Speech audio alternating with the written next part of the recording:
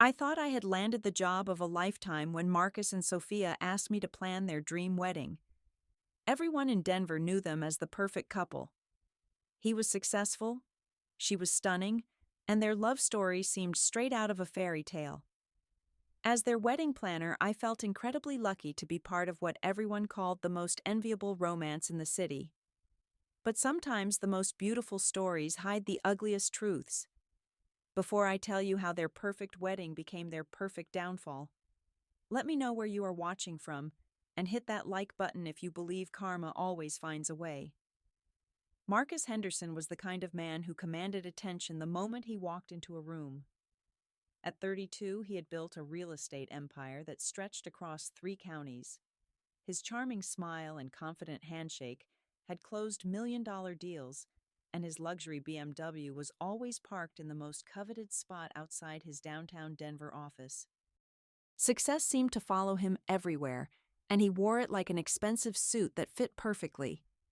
Sophia Laurent was equally impressive in her own right.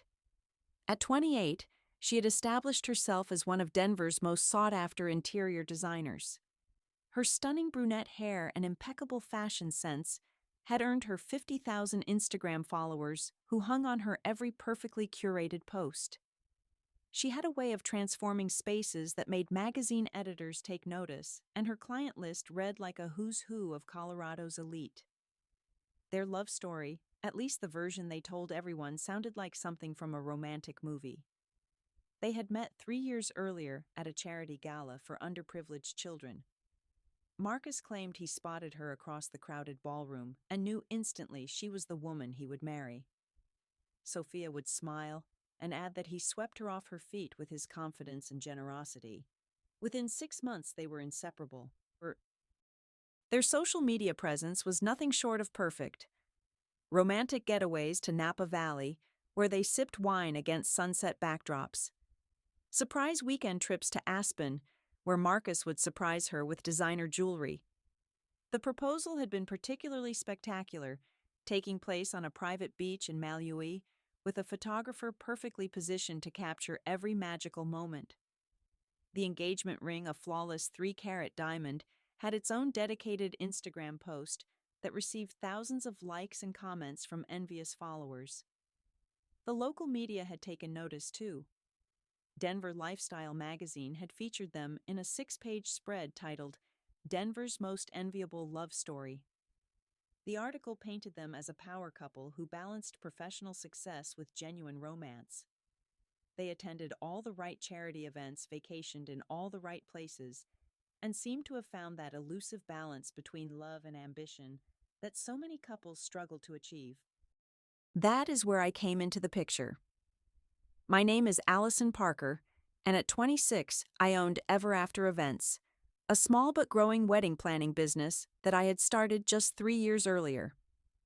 Most of my clients were young professionals, with modest budgets, who wanted beautiful weddings without breaking the bank. When Marcus called my office on a Tuesday morning in March, I thought it was a mistake. The contract he offered was worth $15,000, easily the biggest job of my career. Our first meeting took place at his downtown office, a sleek space with floor-to-ceiling windows that overlooked the city skyline. Glass walls separated conference rooms, filled with modern furniture that probably cost more than most people's cars. Every detail screamed success, from the original artwork on the walls to the fresh orchids that adorned the reception desk. Sophia arrived 20 minutes after our scheduled time, apologizing profusely for running late from a client meeting. She looked effortlessly elegant in a cream-colored blazer and designer jeans, carrying a leather purse that I recognized from a recent Vogue spread. When she sat down next to Marcus, their chemistry was immediately apparent. They finished each other's sentences, shared private glances, and Marcus would gently touch her hand whenever she spoke. Their vision for the wedding was ambitious, but not unrealistic. They wanted a garden party celebration at Chatfield Manor, a historic venue on the outskirts of Denver, known for its manicured grounds and stunning mountain views. 200 guests would enjoy cocktails on the terrace before moving to the pavilion for dinner and dancing. Their budget of $60,000 was generous enough to bring their vision to life without compromising on quality. Everything seemed perfect until the second week of planning. Sophia mysteriously canceled our scheduled venue visit, sending a text message just 30 minutes before our appointment, claiming she had an emergency client meeting. Marcus arrived alone, looking unusually stressed and distracted. His usually perfect hair was slightly disheveled, and he kept checking his phone every few minutes. When I asked about rescheduling with Sophia, Marcus waved off my concerns. Sophia had an important client emergency, he explained, but something in his tone did not ring true.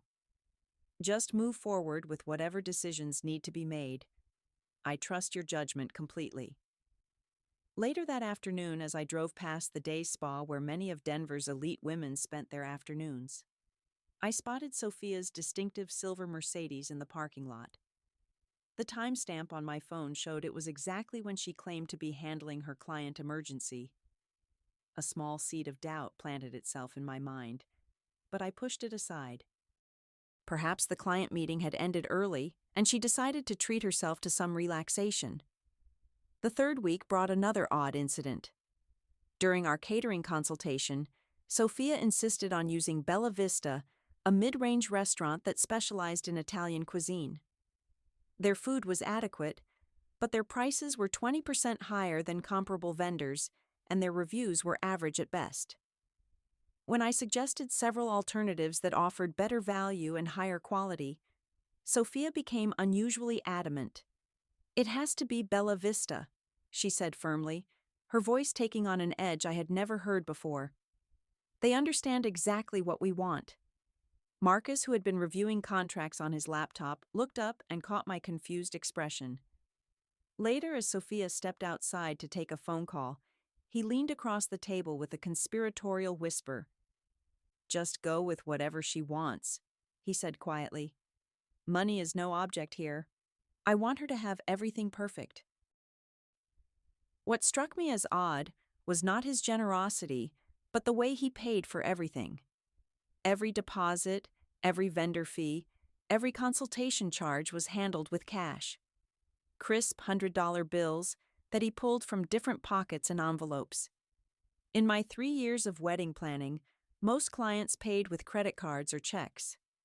Cash payments of this magnitude were unusual to say the least.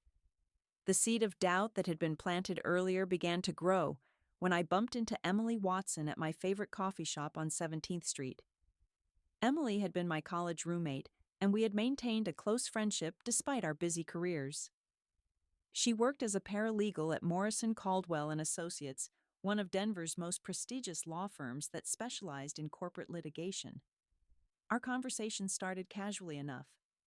I mentioned that business was going well, and that I was planning the biggest wedding of my career. When I mentioned the groom's name, Emily's expression changed dramatically.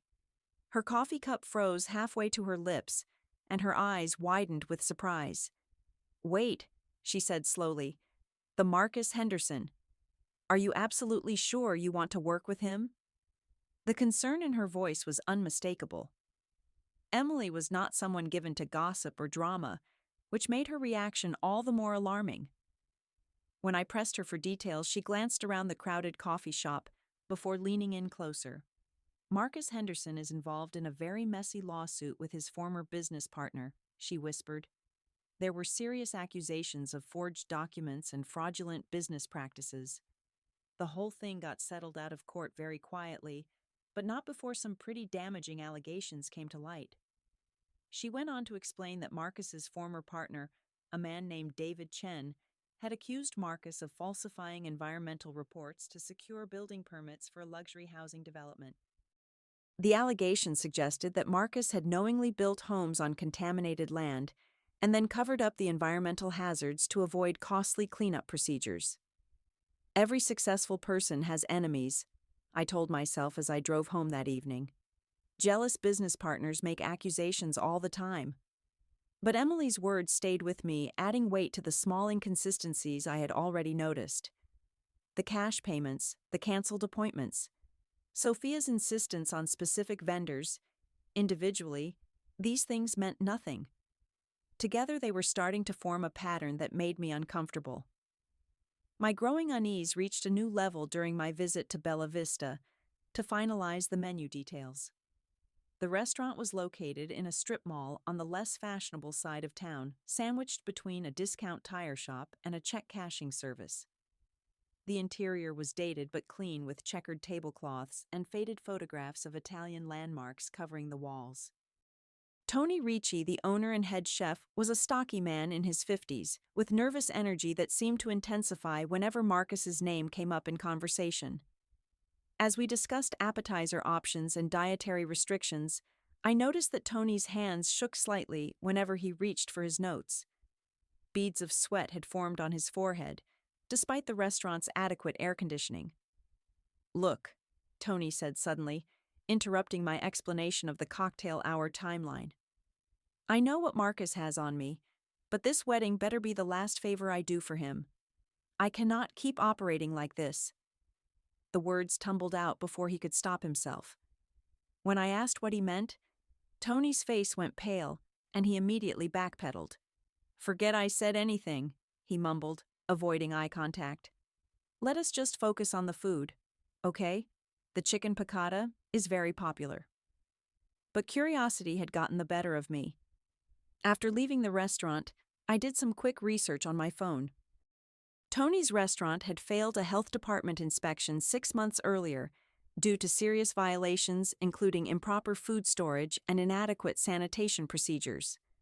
Restaurants that failed inspections typically had to undergo extensive remediation before being allowed to reopen, a process that could take weeks or even months. Yet according to public records, Bella Vista had passed its reinspection just 2 days later with flying colors. In my experience, such rapid turnarounds were virtually impossible unless significant money had changed hands to expedite the process. The implications were troubling. If Marcus was using leverage to force vendors into providing services, what kind of leverage could he possibly have over a restaurant owner? My concerns deepened during the 6th week of planning when I arrived early for a dress shopping appointment with Sophia. As I walked toward the entrance of Belmont Bridal, one of Denver's most exclusive wedding boutiques, I could see Sophia through the large front windows. She was pacing back and forth near the entrance, engaged in what appeared to be a heated phone conversation. Although I could not hear her words clearly through the glass, her body language suggested distress. Her free hand gestured emphatically, and at one point she pressed her palm against her forehead in a gesture of frustration. Just before I reached the door, I caught a fragment of her conversation. "I told you. After the wedding, everything changes," she said sharply into her phone. "Just keep quiet until then, and everything will work out exactly as we planned." She ended the call abruptly when she saw me approaching and quickly composed herself.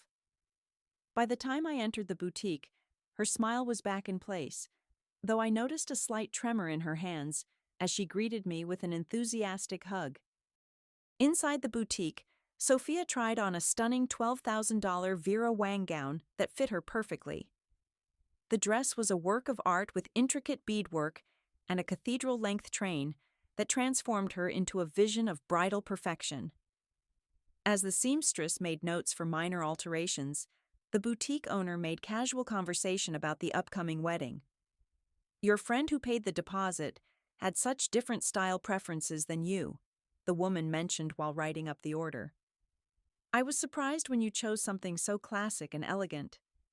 I looked up from my notes, confused. "Friend." The boutique owner realized she had said something wrong and quickly tried to recover. "Oh, I just meant, well, the tall blonde woman who came in with you last month had suggested some much more modern styles. Very avant-garde stuff." I looked at Sophia, who had gone noticeably pale. None of her bridesmaids matched that description, and I had never seen her with any tall blonde friends. When I asked for clarification, Sophia quickly deflected the conversation back to dress details, but I noticed her hands were shaking as she signed the credit card receipt. The final piece of the puzzle fell into place during an unplanned visit to Marcus's office. I needed to drop off vendor contracts after normal business hours and the building's security guard, who had gotten to know me over the past several weeks, allowed me to go up to the office. Marcus's assistant had given me the access code for emergencies, and this seemed to qualify. The office was dimly lit, and Marcus was nowhere to be seen. His computer was still on, displaying what appeared to be an email chain about something called Project Clearwater. Although I knew I should not look, my curiosity got the better of me. The subject line references caught my attention immediately. Environmental impact covered up, EPA violations, and most disturbing of all, payoff successful. Before I could read any further, I heard voices in the hallway. Marcus returned with a tall blonde woman who matched the description from the bridal boutique perfectly. When they saw me standing near the desk, Marcus's expression shifted from surprise to barely contained fury. "You should have called first," he said coldly, slamming his laptop shut with more force than necessary. We discussed the importance of respecting boundaries. The blonde woman, whom Marcus introduced only as my business associate Claire, left immediately without making eye contact. As I gathered my papers to leave, Marcus moved closer, his voice taking on a threatening tone. "I trust that anything you might have accidentally seen here tonight will remain completely confidential," he said. "Spreading rumors or gossip about my business affairs would be grounds for immediate termination of our contract, and I would hate for your reputation to suffer from any unprofessional behavior." As I drove home that night, the pieces began forming a terrifying picture. Claire was both Sophia's mysterious friend and Marcus's business associate. The environmental violations suggested that Marcus's business success was built on illegal activities. Most disturbing of all, both Sophia and various vendors seemed to be operating under some form of coercion or blackmail. I could not sleep that night, so I called Emily and asked if we could meet for breakfast the next morning. Over coffee and pastries at a quiet diner, I shared everything I had observed over the past 6 weeks. Emily listened carefully, occasionally asking for clarification or taking notes on her phone. "Let me do some digging," she said finally. "I have access to public records databases through the firm, and I might be able to find out more about this Project Clearwater situation." 3 days later, Emily called with information that exceeded my worst fears. Using her law firm's resources, she had uncovered a web of corruption that stretched back over 2 years. Henderson Development, Marcus's company, had built a luxury condominium complex on land that had previously housed a chemical manufacturing plant. Environmental cleanup for such properties typically costs millions of dollars and can take years to complete.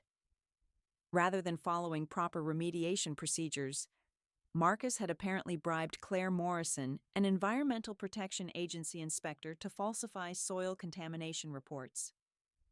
The $50,000 payment had allowed Marcus to build luxury homes on land that posed serious health risks to residents. "Claire Morrison is not just some business associate," Emily explained during our phone conversation. "She is a federal employee who took a bribe to alter official environmental safety reports. The families living in those condominiums have no idea they are being exposed to dangerous chemicals every single day." The implications were staggering. Sophia's designer lifestyle, her expensive clothes, her luxury car, even her dream wedding were all being funded by money that came from endangering innocent families. Marcus had built his entire empire on a foundation of environmental crimes and government corruption. That evening brought even more disturbing revelations. Wednesday was the final venue walkthrough before Saturday's wedding, and I met with the event coordinator at Chatfield Manor to review last-minute details. As we discussed the timeline for setup and vendor arrivals, the coordinator mentioned an unusual request. Mr. Henderson insisted on using a specific photographer. She said, showing me a business card for someone I had never heard of. He was very particular about wanting someone who specializes in what he called discreet documentation. The photographer's website was professionally designed but vague about his specific services. A few strategic Google searches revealed that he had previously worked for private investigation firms specializing in surveillance photography and evidence documentation. This was not someone you hired to capture romantic wedding moments. This was someone you hired when you needed photographic evidence for legal purposes. Thursday brought the final crisis. During what should have been a relaxing rehearsal dinner planning session, Sophia arrived looking haggard and emotional. Her usually perfect makeup could not hide the dark circles under her eyes, and her hands shook as she tried to review the seating arrangements. When Marcus stepped outside to take a business call, Sophia finally broke down. Tears streamed down her face as she grabbed my hand across the table. "I cannot do this anymore," she whispered urgently. "But it is too late to stop everything now. Too many people will get hurt if I back out." Through her tears, she revealed fragments of the truth. Marcus was not the charming, successful businessman he pretended to be. He was controlling and manipulative, and he had compiled damaging information about everyone in his circle. Vendors, business associates, even Sophia herself were trapped in his web of blackmail and coercion. "He has something on everyone," she said, her voice barely audible. "Including me. The wedding has to happen, or people get hurt. Real people with families and children." As she spoke, I realized that this wedding was not a celebration of love. It was Marcus's public relations move, designed to make him appear stable and respectable, while federal investigators closed in on his environmental crimes. The perfect wedding, the perfect couple, the perfect love story were all carefully constructed lies designed to provide cover for his illegal activities. That night I lay awake, staring at the ceiling, consumed by a moral crisis that kept sleep at bay. I had become an unwilling participant in Marcus's deception, helping him maintain the facade that protected his criminal enterprise. Every vendor contract I signed, every detail I confirmed, every smile I forced during planning meetings made me complicit in his schemes. But I also realized that I was in a unique position to stop him. As the wedding planner, I had access to all the vendors, all the guests, and all the coordination details. More importantly, Marcus trusted me to make his wedding day perfect. If I was going to act, the wedding ceremony would provide the perfect opportunity to expose him when he least expected it. I spent the early hours of Friday morning developing a plan. First, I called Emily and asked if she could bring her lawyer friend Jason as her +1 guest. Jason specialized in environmental law and would be able to verify the legal implications of any evidence presented.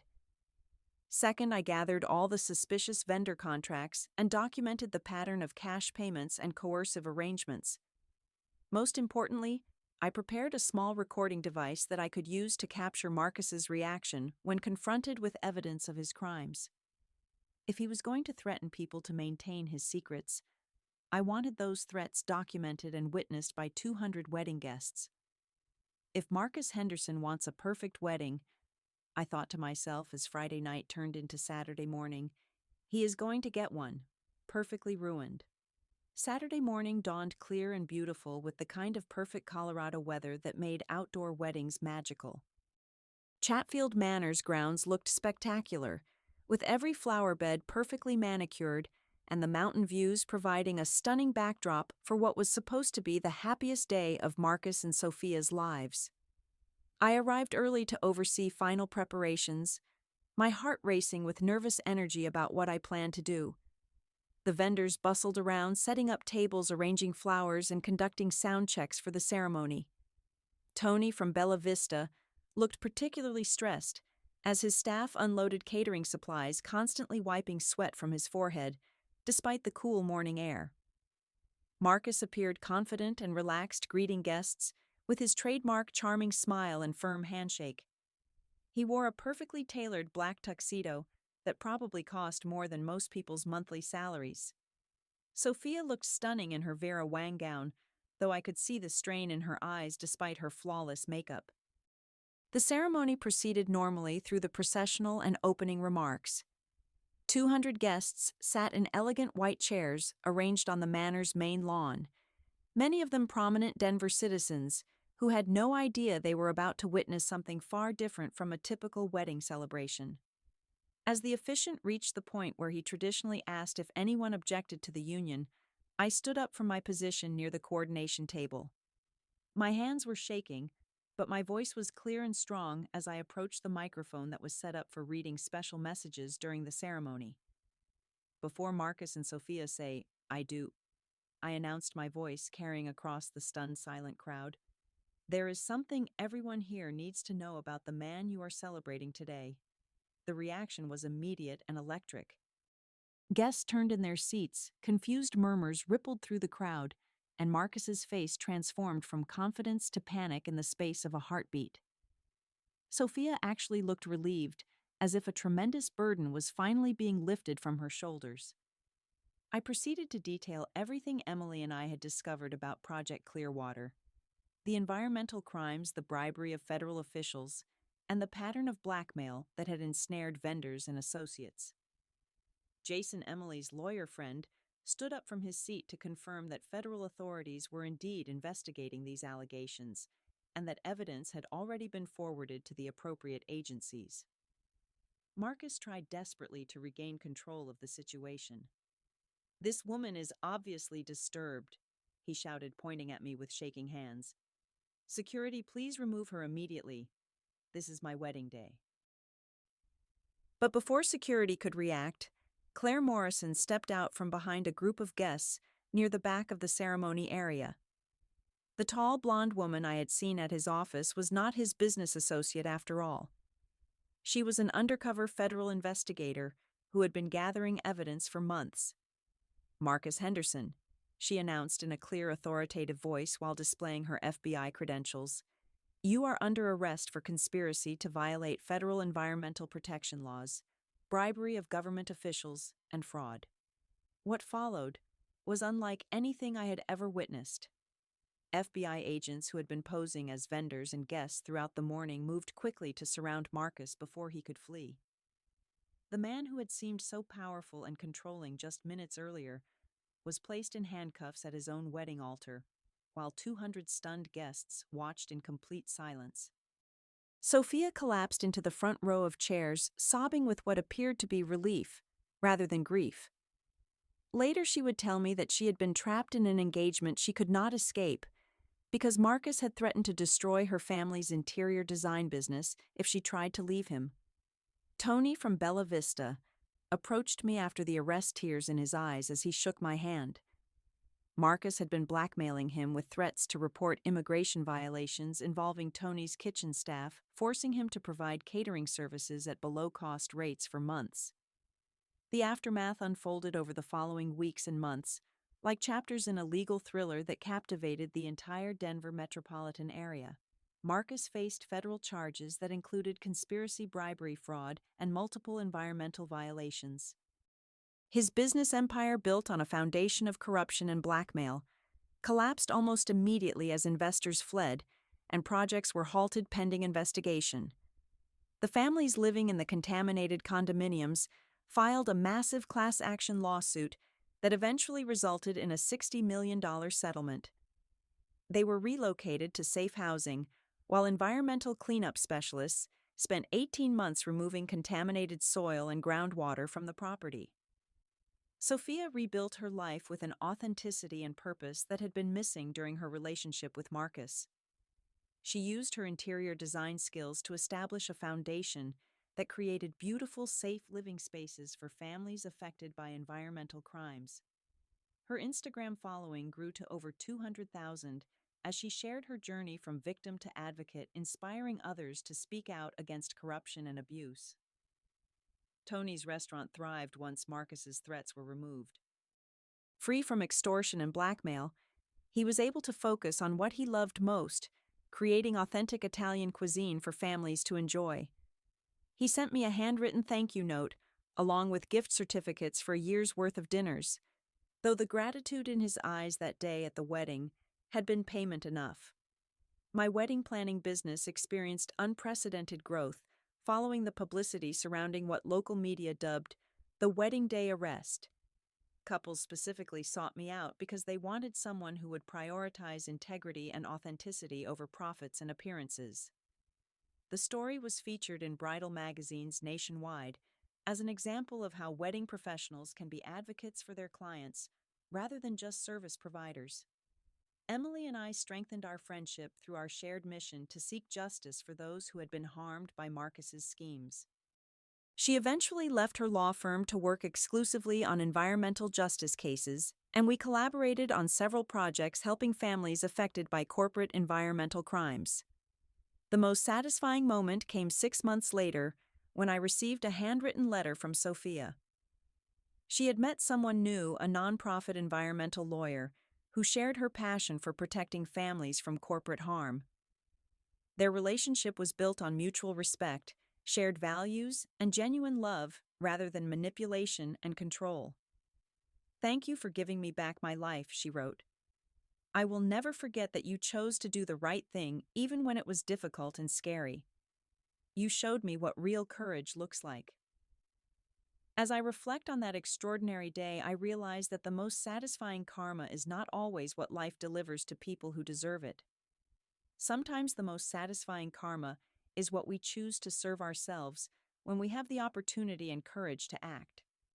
Marcus Henderson built his success by exploiting others, but ultimately his downfall came from underestimating the power of people who refuse to be silent in the face of injustice. The most beautiful weddings are not built on perfect facades and expensive decorations. They are built on authentic truth, genuine love, and the courage to stand up for what is right even when it is difficult. Sometimes being a wedding planner means planning the perfect ending to someone's lies, rather than the perfect beginning to someone's marriage. Love built on lies always crumbles under the weight of its own deception, but justice built on courage stands forever. The couples I work with now understand that true love stories are not about perfect appearances or flawless presentations. They are about two people who choose honesty, integrity, and authenticity as the foundation for their life together. Have you ever witnessed karma delivering justice in the most unexpected way? Share your thoughts in the comments below about whether you think I did the right thing by exposing Marcus at his own wedding. If this story resonated with you, please hit that like button and subscribe for more real-life tales of justice and redemption. Share this video with anyone who needs to be reminded that courage can triumph over corruption when we choose to act on our convictions. Thank you for watching, and remember that sometimes the most beautiful endings come from having the courage to disrupt a perfect lie. May you always have the strength to choose truth over convenience and justice over silence.